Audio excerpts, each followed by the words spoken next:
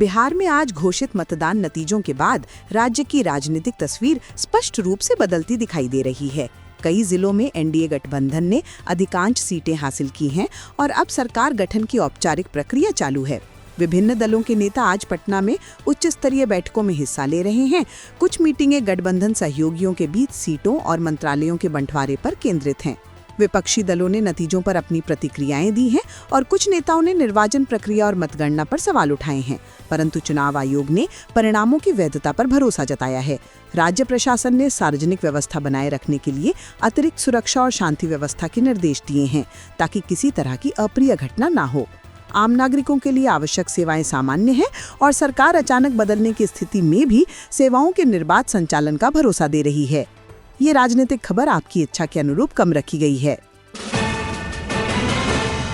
मौसम विभाग और स्थानीय न्यूज एजेंसियों ने सूचित किया है कि अगले 24-48 घंटों में उत्तर भारत के कुछ हिस्सों सहित बिहार में अचानक तापमान में गिरावट व शीतलहर की चेतावनी जारी की गई है। विशेषकर ग्रामीण इलाकों और खुले मैदानों में सुबह सुबह का तापमान सामान्य से काफी नीचे जाने की संभावना है। स्वास्थ्य विभाग ने बुजुर्गों और छोटे बच्चों के लिए अतिरिक्त सतर्कता बरतने की सलाह दी है। गर्म कपड़े, सीमित बाहरी गतिविधि और यदि आवश्यक हो तो ही बाहर निकलने की सलाह दी जा रही है। किसान ध्यान रखें कि सर्दी की तेज लहर से रबी फसलों के नाजुक पौधों पर असर पड़ सकता है, इसलिए स्थानीय कृषि विभाग से सलाह लेकर आवश्यकतानुसार कवरिंग व सिंचाई समय समायोजित करें। स्कूलों में सुबह दिन के शेड्यूल पर नजर रखी जा रही है और कुछ स्थानों पर बच्चों की सुरक्षा के लिए रूटीन गतिविधियों में परिवर्तन की सलाह दी जा रही है। आज सुबह मुजफ्फरपुर जिले के एक ग्रामीण गांव में आग की भीषण घटना में एक परिवार के कई सदस्यों के जले जाने की सूचना मिली। प्रारंभिक जानकारी के अनुसार तेज हवा और पुराने विद्युत तार या रसोई गैस की चिंगारी के कारण आग फैल सकती है, पर जांच अधिकारी घटनास्थल पर जाकर कारण की जांच कर रहे हैं। स्थानीय अस्पतालों में दग्ध घायलों का इलाज जारी है तथा प्रशासन ने राहत उपकरण और प्राथमिक उपचार टीमों को तुरंत घटनास्थल पर भेजा। प्रभावित परिवार के परिजनों को तुरंत अस्थायी आवास व राहत सामग्री उपलब्ध कराई जा रही है। आसपास के समुदाय ने सहानुभूति जताई है और स्थानीय समाज सेवियों की मदद से बचाव तथा पुनर्वास की पहल शुरू हुई है। पुलिस और अग्निशमन विभाग ने आग लगने के कारणों का फॉरेंसिक परीक्षण शुरू कर दिया है, ताकि भविष्य में ऐसे हादसों की रोकथाम के लिए आवश्यक कदम उठाए जा सकें। घटना की ताज़ा रिपोर्टें स्थानीय अखबारों ने कवर की हैं। राज्य के सरकारी व निजी अस्पतालों में आज ओपीडी पर सांस संबंधी शिकायतों और सर्दी संबंधित रोगों के मरीजों की संख्या में बढ़ोतरी दर्ज की गई। वयस्कों और बच्चों को खांसी, गले में जलन और श्वास में कठिनाई जैसी शिकायतें आ रही हैं। स्वास्थ्य विभाग ने प्राथमिक उपचार केंद्रों को सतर्क रहने और आवश्यक दवाइयों का पर्याप्त स्टॉक बनाए रखने निर्देश दिए हैं। ठंड के चलते दोपहरिया रात्रि ताप में उतार चढ़ाव के कारण शीत, ज्वर और संक्रामक बीमारियों का खतरा बढ़ सकता है, इसलिए चिकित्सकों ने सार्वजनिक रूप से गर्म पेय, उबला पानी और मास्क के उपयोग की सलाह दी है। गर्भवती महिलाओं और पुरानी बीमारियों वाले मरीजों के लिए विशेष काउंसलिंग जारी की गई है, ताकि वो मौसम संबंधी जोखिमों से बचें। स्वास्थ्य विभाग ने साथ ही नागरिकों से कहा है कि वे बुनियादी एहतियाती उपाय अपनाएं और सिम्टम्स गंभीर होने पर नजदीकी अस्पताल से संपर्क करें। हॉस्पिटल रिपोर्टों में आज स्पष्ट वृद्धि दर्ज की गई। वायु गुणवत्ता और ठंड के चलते राज्य के कई स्कूल प्रबंधन ने आज सुबह खुली गतिविधियों, खेल प्रतियोगिताओं और बड़े सभाओं को फिलहाल स्थगित करने की सलाह जारी की। प्राथमिक स्तर के स्कूलों ने छोटे बच्चों की लंबी बाहरी गतिविधियां रोकी और मास्क पहनने पर जोर दिया गया। कुछ उच्चतर माध्यमिक विद्यालयों ने इंडोर वैकल्पिक गतिविधियों की योजना बनाई, ताकि बच्चों की शारीरिक गतिविधियां प्रभावित न हों। शिक्षा विभाग ने प्रधानाचार्यों को निर्देश दिए हैं कि वे माता-पिता को नियमित सूचना भेजें और यदि किसी छात्र में श्वसन या जुकाम के लक्षण दिखें तो उसे उचित चिकित्सीय सहायता दिलवाएं। साथ ही स्कूलों से कहा गया है कि वे क्लासरूम में प्यूरिफायर या कम से कम वेंटिलेशन बेहतर करने के उपाय करें। यह कदम बच्चों की तात्कालिक सुरक्षा और शिक्षण क्रिया की निरंतरता दोनों को ध्यान में रखकर उठाए गए हैं। त्योहारों और सर्दियों के शुरुआती मौसम के कारण पटना और जिले के स्थानीय बाजारों में वॉल्ट और कपड़े खरीद के लिए लोगों की हल्की भीड़ देखी गई है। दुकानदारों ने कहा कि सर्दियों की खरीदारी बढ़ने से कारोबार में उम्मीद है, पर प्रदूषण और सुरक्षा समस्याओं की वजह से फुटफॉल सीमित बनी हुई है। कई व्यापारियों ने ऑनलाइन वितरण और होम डिलीवरी की सेवाओं को तेज किया, ताकि घर बैठे खरीदारी करने वाले ग्राहकों को सुविधा मिल सके। उपभोक्ता समूहों और प्रशासन ने कहा है कि त्योहारी सीजन में मूल्य निर्धारण पर नजर रखी जाएगी और गुणवत्ता सुनिश्चित करने के उपाय किए जाएं। छोटे व मध्यम व्यापारियों के लिए यह समय महत्वपूर्ण है, इसलिए स्थानीय व्यावसायिक संघ भी सुरक्षा और स्वच्छता मानकों को लेकर दुकानदारों को मार्गदर्शन दे रहे हैं। बिहार के प्रमुख राजमार्गों और जिलों के भीतर आज यातायात सामान्य तौर पर सुचारू रहा, पर सुबह सुबह और शाम के समय कुछ क्षेत्रों में धुंध व कम दृश्यता के कारण वाहन धीमे चले। लोकल परिवहन बोर्ड और अग्नि सेवाओं ने ड्राइवरों से सलाह दी कि वे हेडलाइट, फॉग लाइट और सुरक्षित दूरी का प्रयोग करें। रेलवे में सामान्य आवागमन बना रहा। पटना और गिरिजापुरी रूटों पर ट्रेनें नियमित थीं, पर मौसम के कारण कुछ लोकल एक्सप्रेस सेवाओं में धीमी चाल का सामना करना पड़ा। बसों और निजी वाहनों के परिचालन में सामान्य निर्देशों के साथ अतिरिक्त सावधानी बरती जा रही है, ताकि यात्रियों को असुविधा ना हो। ट्रैफिक पुलिस ने प्रमुख चौराहों पर निगरानी तेज की हुई है और लाइव ट्रैफिक अपडेट्स पर जनता को निर्देश दिए जा रहे हैं। ठंड के बढ़ने से किसानों की मुश्किलों में वृद्धि की आशंका होने के बावजूद रबी फसलों की तैयारियों में कई जिलों के किसान सक्रिय हैं। कृषि विभाग ने सुपस्वीत पौधों की ठंडी हवा से सुरक्षा हेतु कवरिंग और मल्चिंग की सलाह दी है। खाद बीज की आपूर्ति सुनिश्चित करने के लिए स्थानीय उप क्लस्टर्स पर निगरानी रखी जा रही है, ताकि किसान समय पर बुआई कर सकें। साथ ही विभाग ने किसानों को बताया कि अगर दिन रात के ताप के अंतर ज्यादा हैं, तो सिंचाई शेड्यूल में बदलाव और पौधों की सुरक्षा पर विशेष ध्यान रखें। बीज विक्रेता तथा सहकारी समितियां किसानों को उचित दाम व जानकारी देने के लिए स्थानीय स्तर पर सक्रिय हैं। कृषि विशेषज्ञों ने कहा कि उचित सावधानियों से फसल नुकसान से बचाया जा सकता है और जल्द ही जांच आधारित सलाह किसानों को उपलब्ध करवाई जाएगी। पुलिस कंट्रोल रूम और जिला पुलिस प्रशासन के संयुक्त अभियान में आज कुछ स्थानों पर मादक पदार्थों के तस्करों के खिलाफ छापेमारी कर कई संदिग्धों को हिरासत में लिया गया है।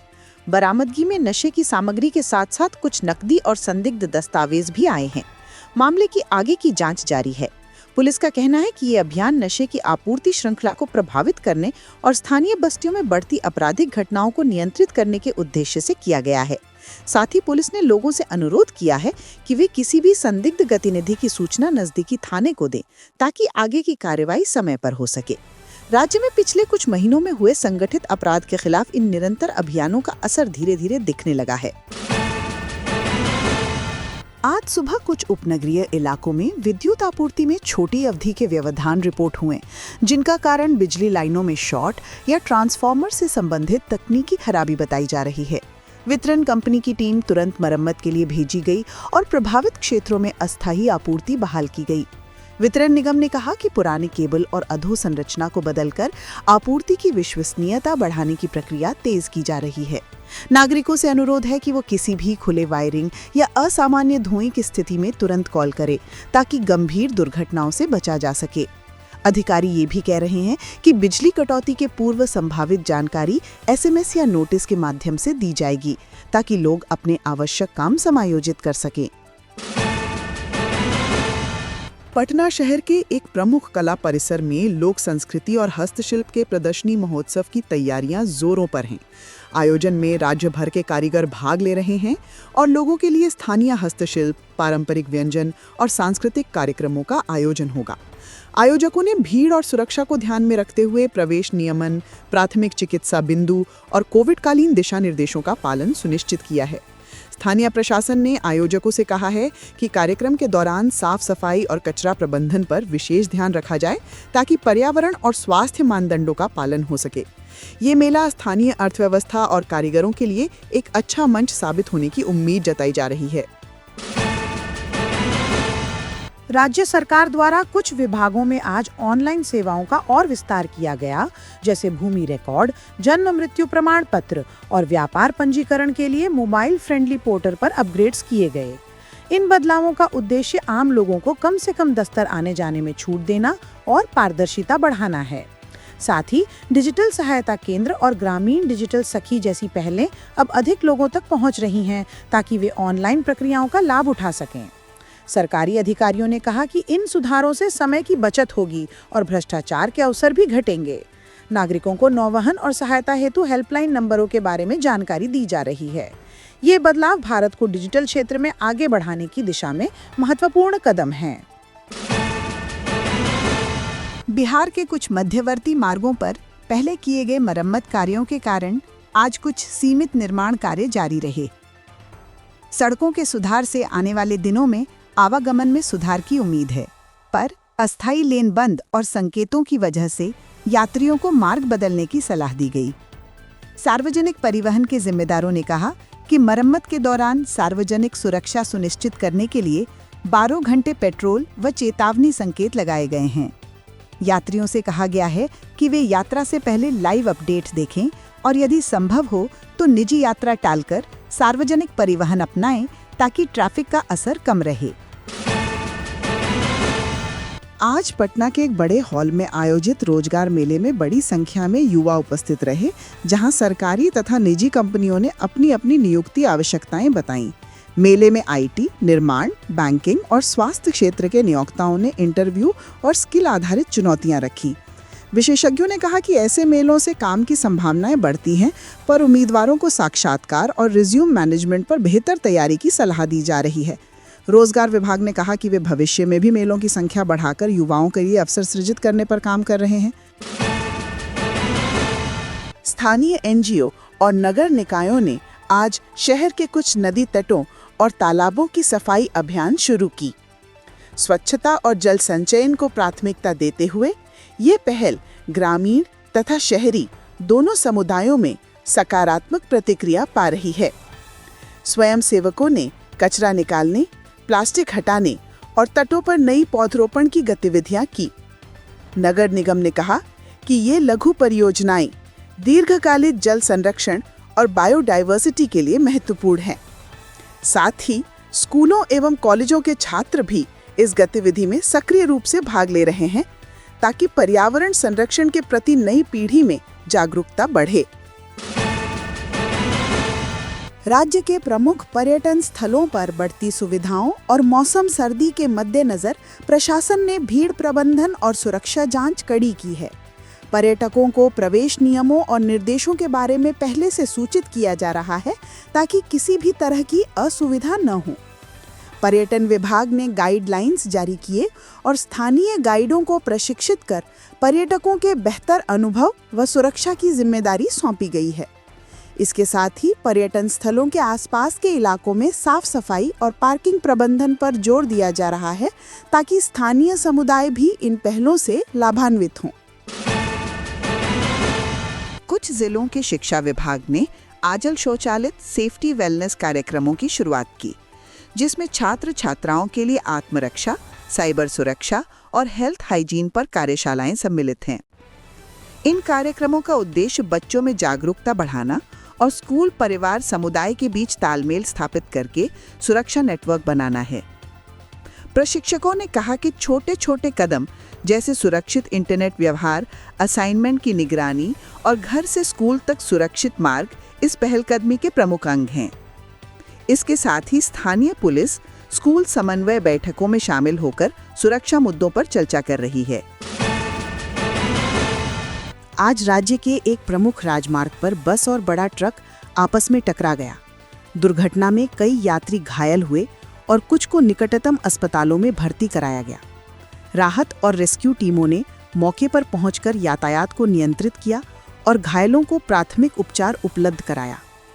पुलिस ने बातमीनों से अनुरोध किया है कि वे तेज रफ्तार और ओवरटेकिंग से बचें और यदि किसी दुर्घटना की सूचना मिले तो तुरंत हेल्पलाइन पर कॉल करें।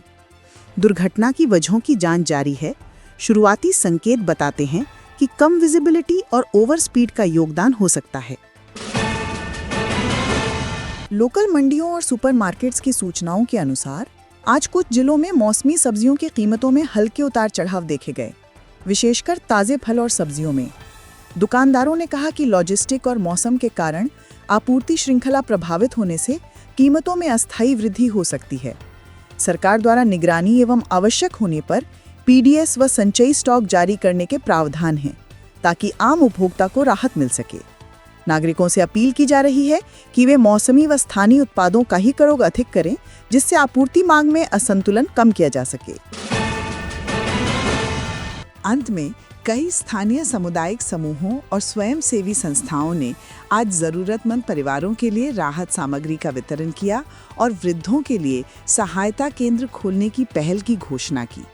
इन केंद्रों पर भोजन, दवाइयाँ और प्राथमिक चिकित्सा उपलब्ध कराई जा रही है। सामाजिक समूहों ने यह भी कहा कि वे प्रदूषण सदृश समय में विशेष रूप से कमजोर वर्गों के लिए मास्क और गर्म कपड़े उपलब्ध कराएंगे। प्रशासन और एनजीओ के बीच समन्वय से इन पहलों का दायरा बढ़ाने की योजना है, ताकि जरूरतमंदों तक सहायता समय पर पहुंच सके।